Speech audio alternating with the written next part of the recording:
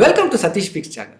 இந்த direct mutual fund முதலீட்டாளர்கள் செய்யற ஒரு பெரிய மிஸ்டேக் என்ன அப்படின்னு பார்த்தீங்கன்னா, ஸ்டார் ரேட்டட் மியூச்சுவல் ஃபண்ட்ஸை துரத்தி வாங்குறது. அது என்ன ஸ்டார் ரேட்டட் மியூச்சுவல் ஃபண்ட்ஸ்னா, நிறைய இண்டிபெண்ட் வெப்சைட்ஸ் இருக்குங்க. எக்கனாமிக் டைம்ஸ் இருக்கு, மார்னிங் ஸ்டார் இருக்கு, வேல்யூ ரிசர்ச் இருக்கு, மணி கண்ட்ரோல் இருக்கு. இந்த டைரக்ட் முதலீட்டாளர்கள் என்ன பண்றாங்க அப்படின்னாக்கா, இந்த சைட்ஸுக்கெல்லாம் போயிட்டு ஒரு 5 ஸ்டார் ரேட்டட் ஃபண்டை அந்த ரிட்டர்ன் எக்ஸல்ல என்ன பண்ணிடுறாங்க, ஒரு டிசெண்டிங் ஆர்டரில் போட்டு அதில் ஒரு டாப்பில் வரக்கூடிய ஒரு 3 ஃபண்டில் எடுத்துகிட்டு போயிட்டு அவங்க காசை அப்படியே டைரெக்டாக இன்வெஸ்ட் பண்ணுறது. 5 ஸ்டார் ரேட்டட் ஃபண்ட்ஸுங்க. அந்த ஃபண்டில் நிச்சயமாக எந்தவித தப்பும் குறையுமே கிடையாது. அது ஒரு குட் டாப் ரேட்டட் பெர்ஃபார்மன்ஸ். அப்படி கொடுத்தா மட்டும்தானே அந்த ஒரு ஃபண்டுக்கு ஒரு 5 ஸ்டார் ரேட்டட் வர முடியும். அந்த ஃபண்டை நீங்கள் ஆராய்ச்சி பண்ணி பார்த்தீங்கன்னாலும் 1, 3, 5, 7, 10 இயர்ஸில் அத்தனை ஒரு பீரியட்லையும் கன்சிஸ்டண்ட்டாக ஒரு நல்ல ரிட்டர்னை தான் கொடுத்துருக்கோம். ஆனால் அந்த மாதிரியான ஒரு ஃபண்டில் இன்வெஸ்ட் பண்ணும்போது கூட எப்படி நீங்கள் உங்கள் போர்ட்ஃபோலியோ தவறாக போகுது, இதைத்தான் இந்த வீடியோவில் ஷேர் பண்ணிக்க போகிறேன். Welcome to Satish picks channel.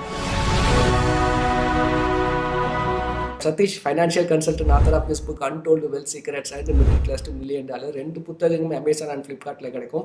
உங்களுக்கு ஈக்விட்டி மியூச்சுவல் ஃபண்டில் ஏதாவது ரெக்கமெண்டேஷன் அட்வைஸ் இருக்குது, அந்த நம்பருக்கு ஃபோன் பண்ணுங்கள். அண்ட் இந்த வீடியோ பார்த்துட்டு இருக்கீங்கன்னா please click the like button. சரிங்க, இப்போது இந்த ஒரு 5 ஸ்டார் ரேட்டட் ஃபண்டை வாங்குகிறோம் நம்ம. அப்படி வாங்கும்போது அதில் என்ன ஒரு மிஸ்டேக் வருது அப்படின்னாக்கா, நீங்கள் அந்த ஃபண்டோட பெர்ஃபார்மன்ஸை மட்டும்தானே பார்க்குறீங்க. அந்த ஒரு ஃபண்டு உங்களோட ரிக்குவயர்மெண்ட்டுக்கு சூட்டபுளாக இருக்குதா இல்லையான்னு எப்பயாவது செக் பண்ணியிருக்கீங்களா? எப்படி ஒரு ஃபண்டை சூஸ் பண்ணணும் அப்படின்னாக்கா, 5 ஸ்டார் ரேட்டட் மட்டும் முக்கியம் இல்லைங்க. அது 25% தான் பெர்ஃபார்மன்ஸ், 25% தான். மிச்சம் 75% உங்களுடைய ரிக்குவயர்மெண்ட்ஸ். இன்னைக்கு பார்த்தீங்கன்னாக்கா, மியூச்சுவல் ஃபண்டில் மட்டுமே கிட்டத்தட்ட ஒரு 3000க்கு மேலான ஃபண்ட்ஸ் இருக்குது. அதில் இருக்கக்கூடிய கேட்டகரிஸ் மட்டுமே கிட்டத்தட்ட ஒரு 25க்கு மேலே கேட்டகரி, முக்கியமான கேட்டகரி மட்டுமே 25 கேட்டகரி இருக்குது.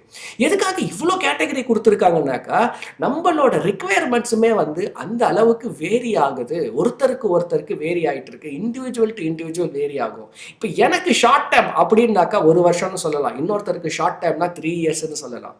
ஸோ உங்களோட ஃபைனான்ஷியல் கோல்ஸ் அண்ட் ட்ரீம்ஸ் இன்னையிலிருந்து அது எத்தனை வருஷம் இருக்கு, என்னோட பாஸ்ட் எக்ஸ்பீரியன்ஸ் என்ன, இது வரைக்கும் நான் எங்கெல்லாம் இன்வெஸ்ட் பண்ணியிருக்கேன், அது எந்த அளவுக்கு ரொம்ப சேஃப்டியை எதிர்பார்க்குற ஒரு பர்சனா இல்லை ரொம்ப ரிஸ்க்கை எதிர்பார்க்கக்கூடிய பர்சனா, அந்த ரிஸ்க் ரிவார்டு மேட்ரிக்ஸ் எனக்கு எந்த அளவுக்கு முக்கியம். இப்போ நான் ஒரு 1 லட்சம் ரூபாய் ஒரு ஸ்கீம்ல போட்டு அந்த ஒரு 1 லட்சம் ரூபாய் ஒரு 95,000 ஆகுது, 94,000 ஆகுதுன்னா அப்ப என்னோட மனநிலை எப்படி இருக்கு, இது வரைக்கும் அது ஆயிருக்கா? ஸோ அப்படி ஆகும்போது நான் எப்படி ஃபீல் பண்ணியிருக்கேன், நீங்க அந்த கேள்வியை கண்டிப்பா கேட்டு பார்க்கணும். இப்ப பாத்தீங்கன்னாக்கா சென்செக்ஸ் 67,000 வரைக்கும் போயிட்டு என்ன ஆயிடுச்சுன்னா இப்போ 64,000 வரைக்கும் வந்திருக்கு. ஒரு சின்ன ஒரு சரிவை பார்த்துருக்காரு. ஸோ இந்த சரிவில் என்ன பண்றாங்க, நிறைய இன்வெஸ்டர்ஸ், நிறைய மெசேஜஸ், கமெண்ட்ஸ், இதெல்லாம் கேள்விகள்லாம், ஐயோ என்னோட ஃபண்ட்ஸ் ஒரே நாளில் இந்த அளவுக்கு சரிஞ்சிருக்கேன், ஒரு வாரத்தில் பார்த்தீங்கன்னாக்கா இவ்வளோ ப்ராஃபிட், இத்தனைக்கும் அவங்க லாஸுக்கு போகலை, அவங்களோட இன்வெஸ்ட்மெண்ட் லாஸுக்கு போகலை, லாஸுக்கு வராமல் அவங்களால அந்த ப்ராஃபிட் குறையறத கூட எடுத்துக்க முடியல.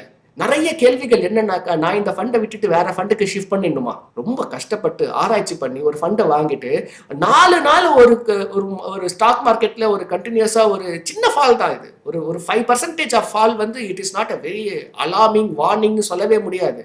It is a very very natural reflection of a market. ஒரு மார்க்கெட்னா இப்படி தான் இருக்கும், ஏற்றம் இருக்கு. 5% வரைக்கும் போகிறதுக்கு பரவாயில்ல. இன்னைக்குமே அந்த வாலட்டிலிட்டி இண்டெக்ஸும் பெரிய லெவலில் கூட இல்லை இன்னைக்கு. அப்படி இருக்கும்போது அதையே உங்களால் அதை அப்சார்ப் பண்ண முடியல. அப்படின்னும் போது நீங்கள் அந்த ஸ்டார் ரேட்டடை பார்த்து ஹை ரிஸ்க் ஃபண்டை மட்டும் சூஸ் பண்ணி வச்சுருந்தீங்கன்னாக்கா இன்னைக்கு உங்களோட போர்ட்ஃபோலியோ ஒரு பெரிய ப்ளீட் ஆகும். ஏன்னா இன்னைக்கு இந்த மிட் அண்ட் ஸ்மால் கேப்ல அந்த வேல்யூவேஷன் என்ன ஆயிடுச்சுன்னா, இந்த பலூனிங் வேல்யூவேஷன் சொல்லுவாங்க. ஃப்ராத் அப்படின்னாக்கா எவ்வளோ ஹிஸ்டாரிக் ஆவரேஜ் இருக்கணுமோ அதை விட கொஞ்சம் ஒரு படி மேலே இருக்கு, கொஞ்சம் ஸ்லைட்டாக ஒரு படி மேலே இருக்குன்னாக்கா அது ஒரு முக்கியமான கேட்டகரி. அந்த கேட்டகரியை மிஸ் பண்ணக்கூடாது.